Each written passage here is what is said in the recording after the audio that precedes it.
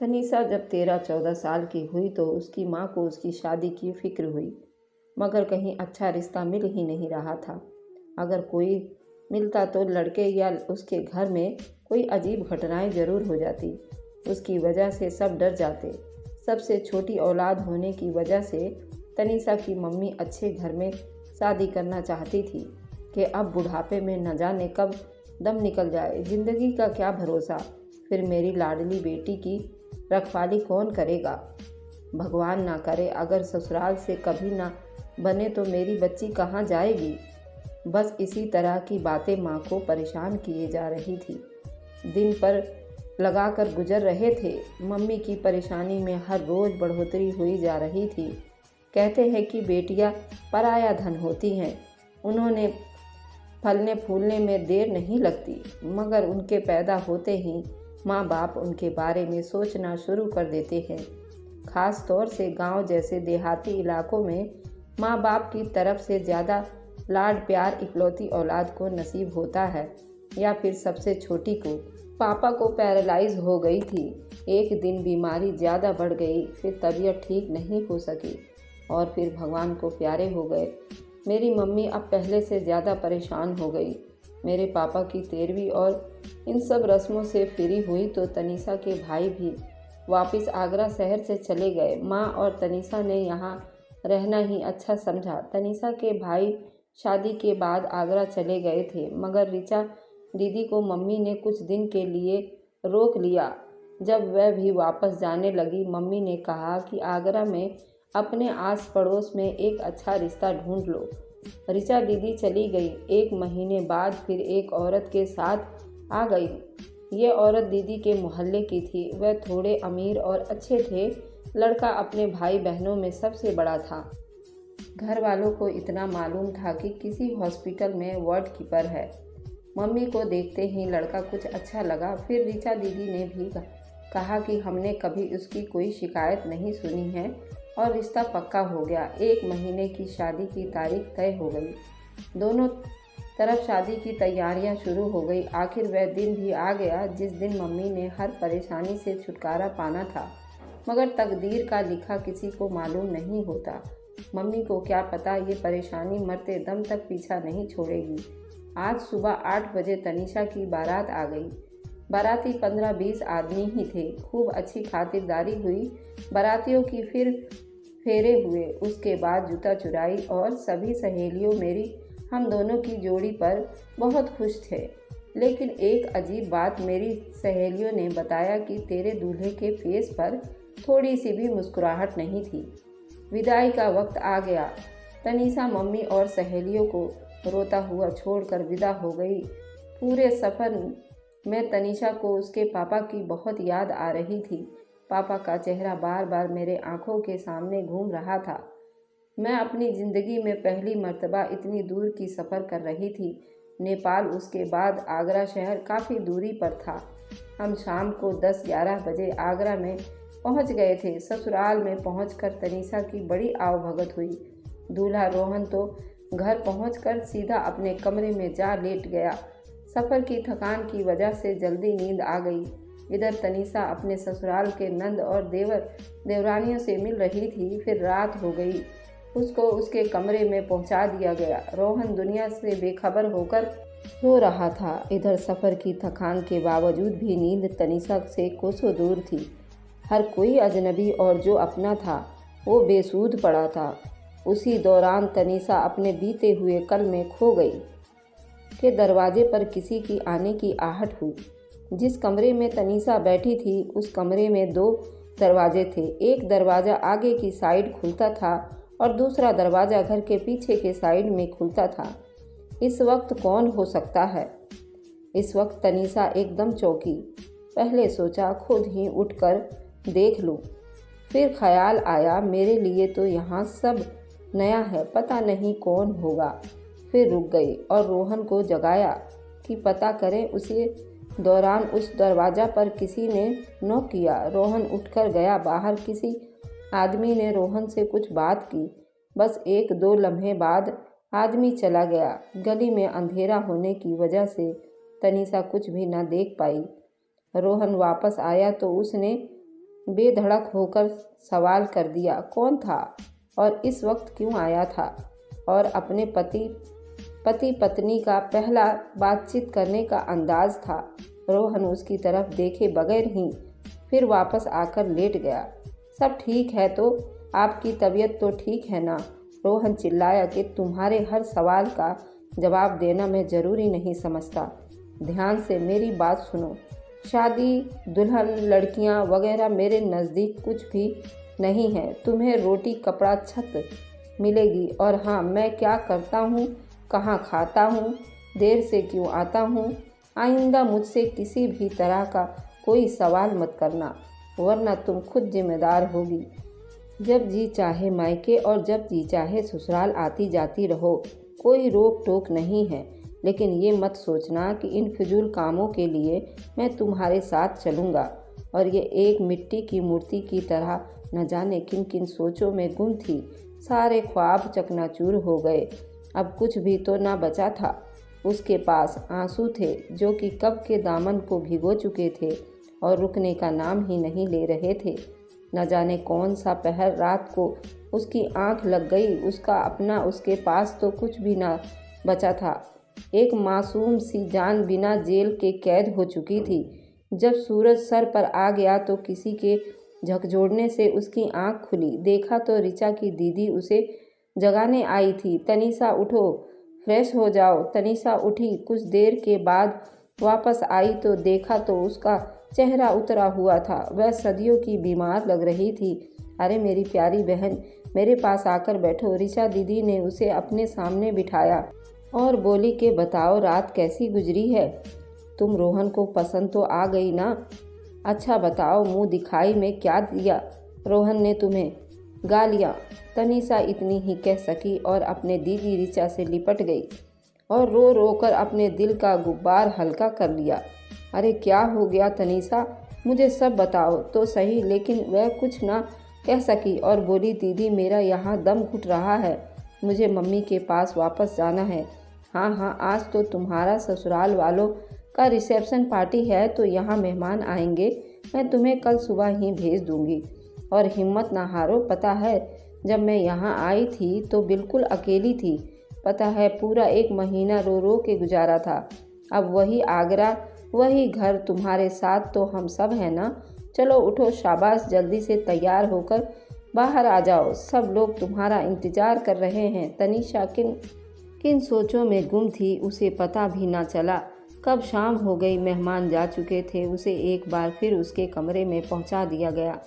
रात को ही तनीषा और उसके भाई और भाभी का सामान पैक कर दिया गया। सुबह 4 बजे वे लोग नेपाल के लिए निकल चुके थे। घर पहुंचकर तनीषा अपनी माँ से लिपट कर खूब रोई। बाद में सारी हकीकत सामने आई तो माँ बोली, तुम फिक्र ना करो, उसका तो मैं कान खींच लूँगी। कितना रुलाया है मेरी बच्ची को। 2 दिन, 4 दिन, 10 दिन, फिर 1 महीना गुजर गया और वह नहीं आया। अब तो मोहल्ले में अजीब तरह की बातें शुरू हो चुकी थी। फिर उसके ससुराल से पता करवाया गया तो मालूम हुआ कि वह लोग तो कहीं और शिफ्ट हो चुके थे। किसी को कुछ मालूम नहीं था वह लोग कहाँ गए।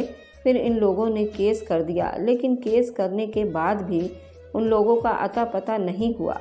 फिर अदालत ने ही लिख कर दे दिया कि तनीषा अब इस रिश्ते से बिल्कुल आज़ाद है। तनीषा को अदालत की तरफ से तलाकनामा मिल चुका था।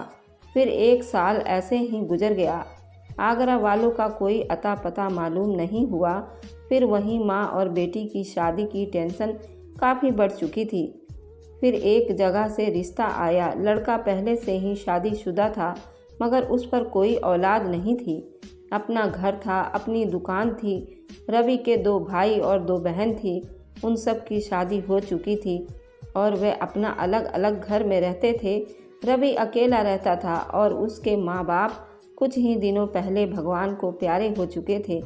रवि की पहली बीवी खुद अपने सौतन यानी तनीषा को देखने के लिए आई थी। अब की बार थोड़े लोगों ने रवि के घर जाकर खुद से तसल्ली की कि सब ठीक तो है, लेकिन आगरा की तरह फिर से हमें धोखा न हो। जब पूरा यकीन हो गया तो ये रिश्ता तय हो गया कि फिर शादी हो गई और तनीषा एक बार फिर दुल्हन बनकर ससुराल पहुंच गई। रवि रोहन से बिल्कुल अलग था। रवि बिल्कुल खुश मिजाज था और थोड़ा धार्मिक भी था। वह बिल्कुल एक साधारण नेक इंसान था। उसके पास प्यार दौलत सब कुछ था, बस एक औलाद की कमी थी। अभी कोई 6 साल गुजरने के बावजूद तमाम टेस्ट क्लियर होने के बाद भी वे औलाद को तरस रहे थे। दिन बड़ी हंसी खुशी से गुजर रहे थे। रवि दोनों बीवियों में हर तरह का इंसाफ दे रहा था, यहाँ तक कि शॉपिंग हो, पॉकेट मनी हो या कुछ खाने की फरमाइश हो, दोनों को बराबर का दर्जा हासिल था। मगर छोटी बहू होने की वजह से तनीषा ने रीता को हमेशा अपनी बड़ी बहन की तरह समझा और उसकी इज्जत और एहतराम में हर वक्त काम में मगन रहती। सौतन वाली उनमें कोई बात न थी, बल्कि रीता ने खुद रवि को दूसरी शादी को कहा था। फिर ये भी रीता की मर्जी थी और रीता भी मनीषा को अपनी बहन ही समझती थी। पता ना चला कब शादी को 6 महीने गुजर गए। एक दिन तनीषा की तबीयत थोड़ी खराब हुई तो उसे अस्पताल ले जाया गया। बाद में पता चला कि तनीषा मां बनने वाली है।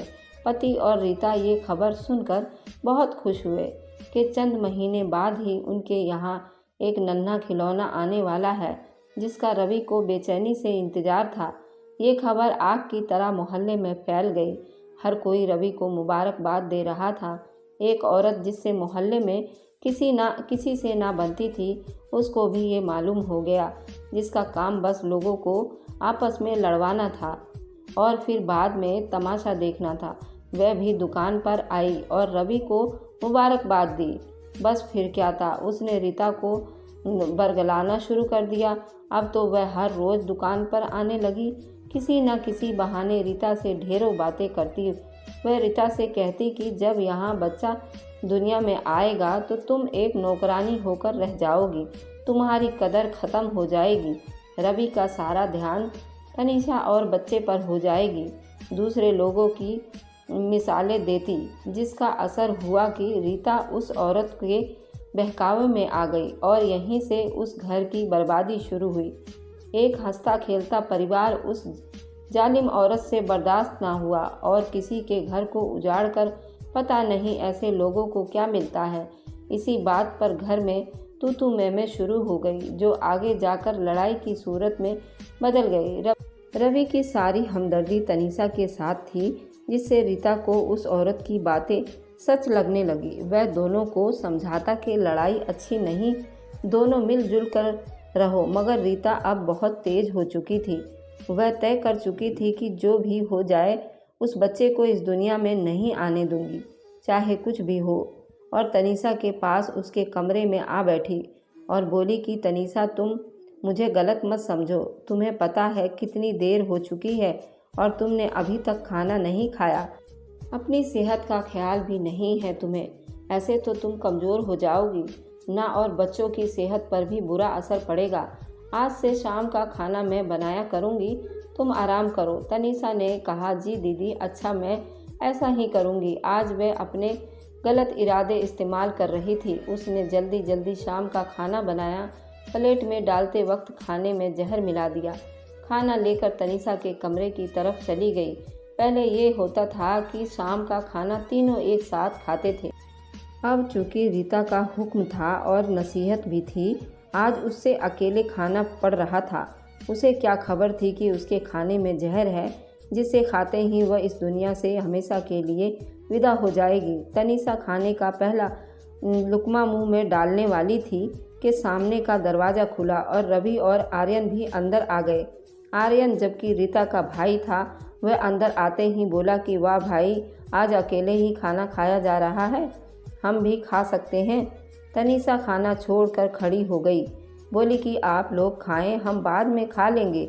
रीता ने जब आर्यन और रवि को जहर मिले खाने पर बैठा देखा तो उसके होश उड़ गए और चिल्लाई कि ये खाना तो सिर्फ तनीषा के लिए बनाया है, जो हम सब के लिए कम है।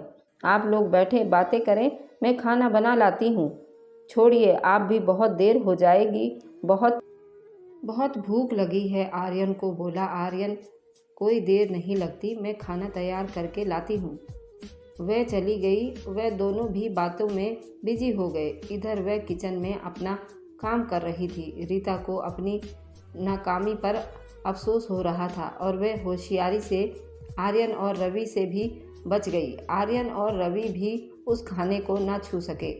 अब क्या करूं? वक्त कम है। अगर वह इस दुनिया में आ गया तो नहीं, मुझे जल्दी से कुछ करना है। इसी दौरान उसे एक तरकीब सूझी। खाना कमरे में ले जाते हुए वह जानबूझकर तनीषा से टकराई। खाना फर्श पर गिर गया और वह जानबूझकर गिर पड़ी। देखकर नहीं चल सकती क्या? मेरी कमर। लेकिन दीदी, आप तो खुद उससे टकराई हैं। जुबान बंद कर अपना। मुझे उठा। मुझे सहारा देने के लिए झुकी। रीता ने उसे पकड़कर जमीन पर गिरा दिया। उसे लाते और डंडे बरसाए। आज तुझे नहीं छोड़ूंगी। पास पड़ी मोटी सी लकड़ी उठाई और तनीषा के पेट पर दे मारा। उसकी सिर्फ एक चीख निकली और वह बेहोश होकर नीचे जमीन पर गिर गई। चीख की आवाज़ सुनकर वह लोग भी कमरे से बाहर आ गए। इतनी देर में रीता अपना काम करके डंडे को फेंक चुकी थी। क्या हुआ उसको? पता नहीं, अचानक गिर पड़ी है। रवि के पूछने पर रीता बोली, रवि दौड़ता हुआ अपने दोस्त के घर गया, जिसकी अपनी गाड़ी थी। जो अभी अभी घर आया था, उसको गाड़ी में डालकर अस्पताल ले आया। बच्चा पेट में ही मर चुका था। खून भी काफ़ी बह चुका था और जल्दी से तनीषा को होश में लाना भी ज़रूरी था। रवि की समझ में नहीं आ रहा था कि क्या करे। डॉक्टरों ने खून मांगा, फिर तनीषा को होश में आया। फिर मुर्दा बच्चे की डिलीवरी भी कैसे करवाई गई। सारी रात उन लोगों की अस्पताल में गुजरी। खाना सोना सब कुछ छूट गया। सुबह उनको घर जाने की इजाज़त मिल गई। कुछ देर बाद वह लोग घर पर मौजूद थे। उन सारे कामों में आर्यन भी मौजूद था। रवि तो गुमसुम होकर रह गया था। उसकी खुशी गम में बदल गई थी। उसका बच्चा दुनिया में आने से पहले ही दुनिया वालों के जुल्म का शिकार हो गया था। रवि को हर तरफ अंधेरा ही अंधेरा दिखाई दे रहा था। उसी दौरान रवि तनीषा के पास आया और सारी बात मालूम की। आखिर नौबत यहाँ तक क्यों आई? तनीषा ने अपने साथ होने वाला सारा वाकया सुना दिया, जिसे सुनकर रवि को रीता पर बेहद गुस्सा आ गया।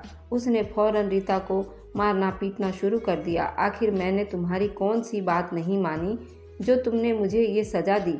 क्या कसूर था उस मासूम बच्चे का? तुम्हें मुझसे या तनीषा से अगर कोई शिकायत थी तो मुझे कहा तो होता ना। मैंने तो तुम्हें कभी उफ तक नहीं कहा है। अगर तुम्हें उससे कोई शिकायत थी तो फिर उसे ब्याह कर क्यों लाई थी? तुम्हारे कहने पर ही तो मैंने दूसरी शादी कर ली। बोलो, तुम बोलती क्यों नहीं हो? रीता इतना कहकर रवि को फूट फूट कर रोने लगा। रवि दीवार के साथ टेक लगाकर बैठ गया। बोलो, तुमने ये सब क्यों किया?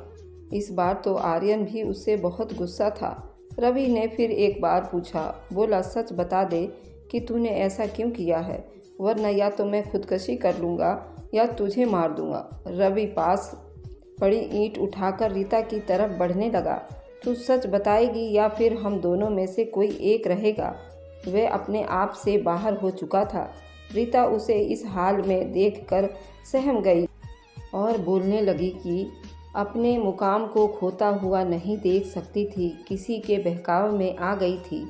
दुनिया में हर इंसान से गलती होती है, मुझसे भी हो गई।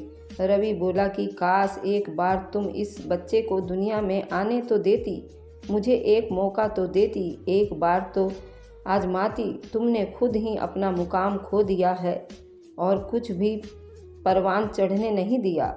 अब तुम्हारी यही सज़ा है कि अभी और इसी वक्त घर छोड़कर चली जाओ। खुद औलाद पैदा नहीं कर सकती तो मेरी औलाद को भी बर्दाश्त करने का हौसला भी ना पैदा कर सकी। अब जाओ, मुझे तुम्हारी ज़रूरत नहीं है। मुझे माफ़ कर दो, गलती हो गई है। सिर्फ एक बार, प्लीज़ सिर्फ एक बार माफ़ कर दो। रीता रो रो कर रवि के कदमों में बैठ गई। फिर तनीषा के पांव पकड़ लिए, उससे माफ़ियाँ मांगने लगी। तुम दोनों की मुझसे सिर्फ एक बार, भगवान के लिए माफ़ कर दो। जाओ, माफ़ किया। रवि बोला, लेकिन तुमने किसके कहने पर यह सब कदम उठाया? उसका नाम तो बताओगी तो मैं खबर लेता हूँ। किसको हमारे घर की खुशियाँ हजम नहीं हो रही थी। रीता ने उस औरत का नाम बता दिया। इधर वह घर से गायब थी। उसके दरवाजे पर ताला लगा हुआ था। न जाने वो कब वापस आएगी। जब उसे बात पता चल गया तो वह अपनी सामत आता दिखाई दिया। वह रातों रात सामान समेटकर बच्चों को साथ लेकर न जाने कहाँ जा चुकी थी। उसे डर था कहीं रवि पुलिस में रिपोर्ट ना कर दे, क्योंकि जो जहर खाने में मिलाया गया था वह उसी औरत ने लाकर दिया था। बस 4-5 दिन बाद रवि की तबीयत खराब हो गई। बीमारी की किसी को समझ नहीं आ रही थी। कभी ये डॉक्टर, कभी वह डॉक्टर, कभी हकीम, कभी झाड़ फूक, मगर उसकी तबीयत ना ठीक हो सकी। आखिरकार के मोहल्ले के बुजुर्ग ने कहा कि किसी अच्छे मौलवी के दिखा दो। 20-25 दिनों में ही ये सब बिल्कुल बूढ़ा सा दिखने लगा था। जब किसी मौलवी को दिखाया गया तो उसने बताया कि तुमने यहाँ पहुँचने में बहुत देर कर दी है। इसको काला खतरनाक जादू कराया गया है जो अपना काम कर चुका था। साथ ही बुजुर्ग ने उस औरत का इशारा भी दे दिया। मायूसी के साथ रवि को वापस लाना पड़ा। उस पर झाड़ फूक कराई गई, लेकिन अफसोस कि इस सब से भी वह बिल्कुल ठीक ना हो सका और एक दिन अपनी औलाद की ख्वाहिश दिल में लिए हुए इस दुनिया को हमेशा के लिए छोड़ गया। उसको किसी की गुनाह की सज़ा दी गई थी। रवि का घर बार सब कुछ उसके साथ ही खत्म हो चुका था। दोनों बीवियां अपने मायके चली गई थी। थोड़े महीने बाद ही ये सब भूल गए और रिश्तेदार और भाई बहन अपने रोज़मर्रा के कामों में बिजी हो गए। रवि को गुजरे इधर 8-10 महीने हो चुके थे। मम्मी को लड़की की फिक्र सताने लगी। वह चाहती थी अपने मरने से पहले उस लड़की की शादी हो जाए, मगर तनीषा ने तो ये सोचना ही छोड़ दिया था कि अभी तो रवि को ही नहीं भुला पाई थी। दीदी आकर उसे बुला कर ले गई। किसी न किसी तरह उसका दिल बहल जाए और ये अपने पुराने गम भूल जाए। वहाँ रहते हुए बहुत दिन हो गए। फिर एक रिश्ता आ गया। मिडिल क्लास के लोग थे। 2 माँ बेटे थे। बाकी बहन भाई शादीशुदा थे। लड़के का नाम पिंटू था। उसकी पहली बीवी की मौत हो चुकी थी, मगर उस पर तनीषा खुद उन लोगों के पास गई जहाँ वे दोनों माँ बेटे बात कर रहे थे।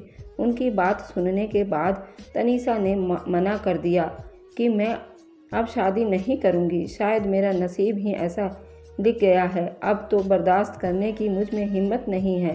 मुझे अकेला छोड़ दो। उसके साथ ही रोती हुई कमरे में बाहर आ गई। वे लोग चले गए। उसकी दीदी ने तनीषा को बहुत समझाया कि ज़िंदगी बहुत लंबी है, तन्हा सफ़र कैसे तय होगा।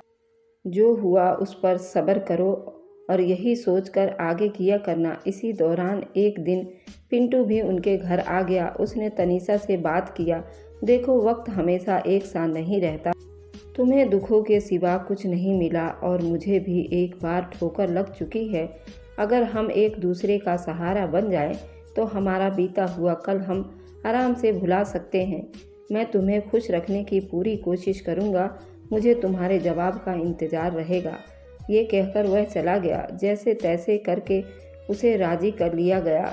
अब तीसरी बार दुल्हन बनने का जा रही थी। चुन्नी उड़ाकर उसे अपने घर विदा कर लिया गया। अब की बारी तो उसकी कश्ती किनारे लगा दी गई। अब की बार तो ससुराल में उसके लिए खुशियाँ लिख दी गई और ससुराल पहुंच गई। उसने बहुत कोशिश की कि वह अपना बीता हुआ कल भुला जाए। 1-2 महीने के बाद एक दिन उसकी तबीयत खराब हुई तो डॉक्टर से पता चला कि वह माँ बनने वाली है। आखिर वक्त सबसे बड़ा मरहम होता है। तनीषा और पिंटू अपने घर में खुश थे। एक दिन पिंटू की माँ की मृत्यु हो गई। कुछ हफ्ते बाद पिंटू ड्यूटी पर गया तो उसका दिल तार तार था। पहले तो माँ होती थी घर पर, अगर वह शाम को लेट भी हो जाता था तो उसे फिक्र नहीं होती थी, मगर अब ऐसा नहीं था। अब तो तनीषा अकेली होती थी। उसने 2 हफ्तों की छुट्टी मांगी और तनीषा को वक्त देने लगा। उसे तन्हाई का एहसास ना हुआ। फिर उसे घुमाने निकल पड़ा, कभी ससुराल, कभी बहनों के पास, कभी यहाँ कभी वहाँ। अभी 2-3 दिन की छुट्टी बाकी थी कि दफ्तर से फिर बुलावा आ गया।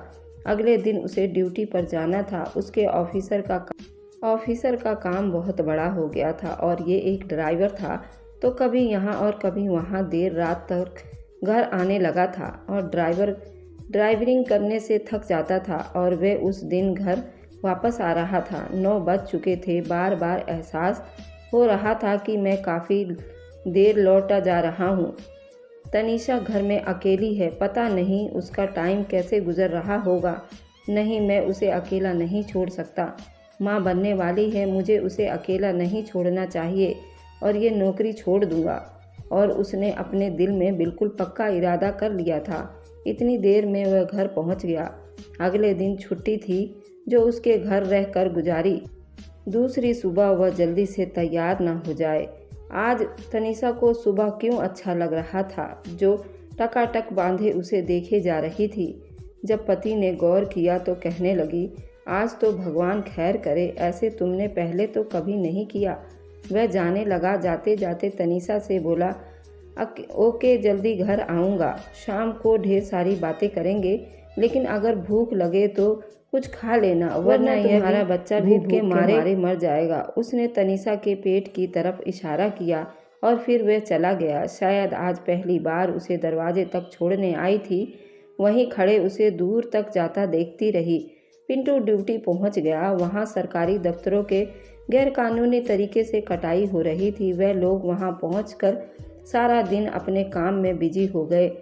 पुलिस भी थी, वहां आई थी। पता न चला कब शाम हो गई। कोई 5-6 बजे की उनकी वापसी हुई तो पिंटू गाड़ी के करीब आया। मालूम हुआ कि टायर पंचर था। उसने भी अभी आज ही धोके देना था। उसके पास और फालतू टायर नहीं था, क्योंकि वह भी 4 दिनों से पंचर था और वह भी दुकान पर पड़ा था।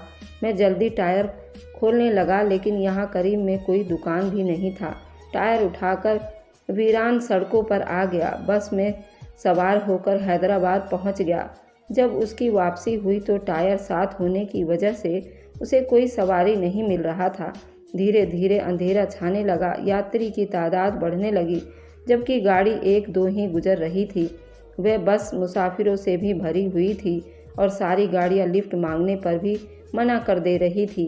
कोई 1-1.5 घंटा यूं ही गुजर गया। रात के सन्नाटा। एक ट्रक वाले ने उसे लिफ्ट दी। कुछ देर बाद वह अपनी जगह पहुंच गया।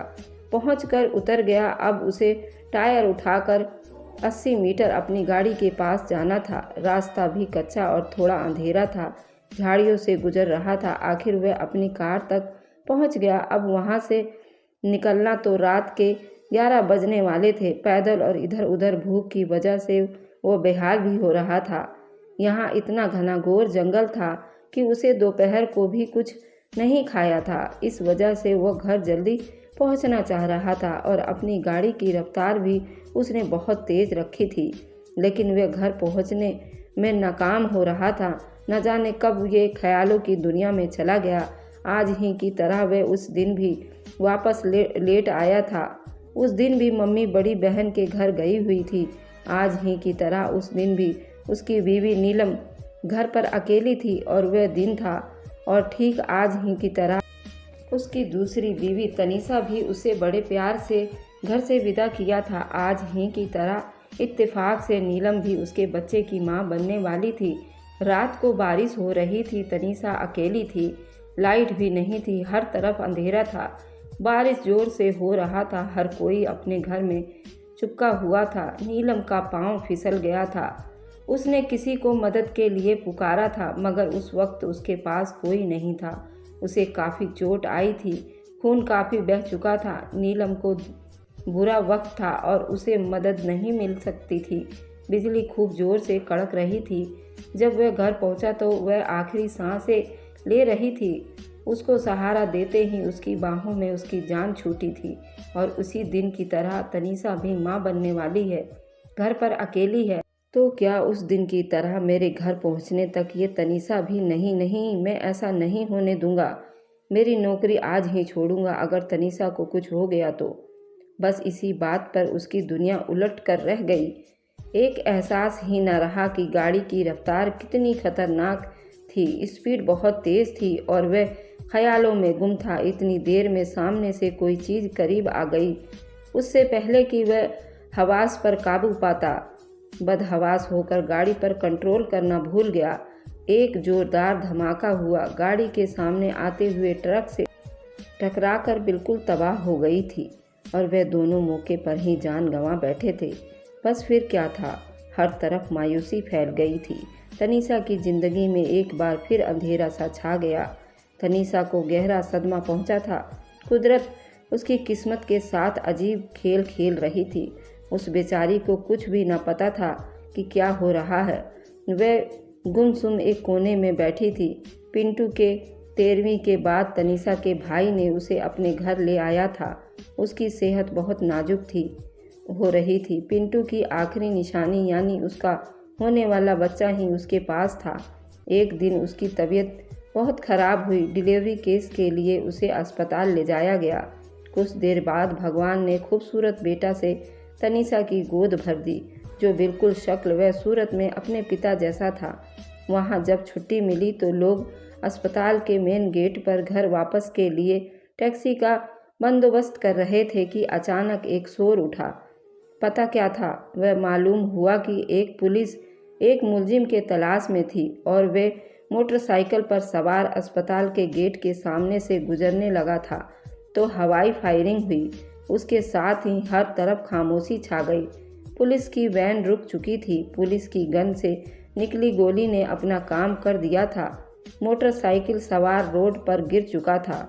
उससे पहले पुलिस उस तरह उसके पास पहुंचती, उन लोगों ने गौर से देखा तो उनके पैरों तले से जमीन निकल गई। ये कोई और नहीं, वह रोहन था। तनीषा का पहला पति था, जो नशा बेचने के जुर्म में पुलिस ने उसे धर दबोचा था। पुलिस उसके कई दिनों से तलाश में थी। आज पुलिस का आमना सामना उससे हो गया था। ये सब मंजर देखकर तनीषा बिल्कुल बेहोश हो गई थी। जब होश में आई तो पहली वाली तनीषा नहीं थी। न जाने क्या हुआ था। वह बोलने और सुनने की बिल्कुल लाचार हो गई थी। वह बेचारी तनीषा आज भी जिंदा व सलामत है, मगर बोल नहीं सकती। उसका बेटा पढ़ लिख कर अब बाहर विदेश चला गया है। भगवान ने उसके साथ क्या क्या खेल खेला है। तो कैसी लगी दोस्तों मेरी कहानी? तो मुझे कमेंट में आकर ज़रूर बताएं। Thanks for watching. Like and subscribe. Bye bye.